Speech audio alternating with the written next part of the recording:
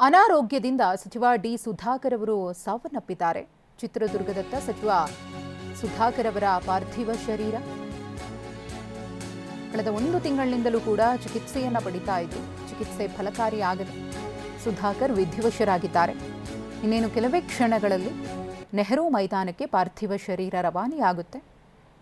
ಅವರ ಅಭಿಮಾನಿಗಳು, ಕಾರ್ಯಕರ್ತರು, ಕುಟುಂಬಸ್ಥರು ಅವರ ಅಂತಿಮ ದರ್ಶನಕ್ಕೆ ಆಗಮಿಸುತ್ತಿದ್ದಾರೆ. ರಸ್ತೆ ಮಾರ್ಗವಾಗಿ ಹಿರಿಯೂರಿಗೆ ಪಾರ್ಥಿವ ಶರೀರ ರವಾನೆ. ಹಿರಿಯೂರಿನಲ್ಲಿ ಸಾರ್ವಜನಿಕರಿಗೆ ಅಂತಿಮ ದರ್ಶನಕ್ಕೆ ವ್ಯವಸ್ಥೆ.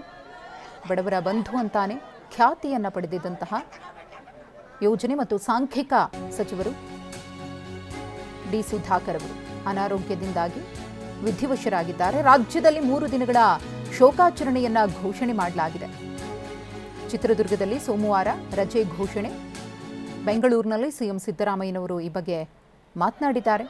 ಸಕಲ ಸರ್ಕಾರಿ ಗೌರವದೊಂದಿಗೆ ಡಿ ಸುಧಾಕರ್ ಅವರ ಅಂತ್ಯಕ್ರಿಯೆ ನೆರವೇರುತ್ತೆ. ನಾಳೆ ಸಂಜೆ 4 ಗಂಟೆಗೆ ಚಳ್ಳಕೆರೆಯಲ್ಲಿ ಅಂತ್ಯಕ್ರಿಯೆಯಲ್ಲಿ ಭಾಗಿಯಾಗಲಿದ್ದಾರೆ ಸಿಎಂ ಸಿದ್ದರಾಮಯ್ಯ.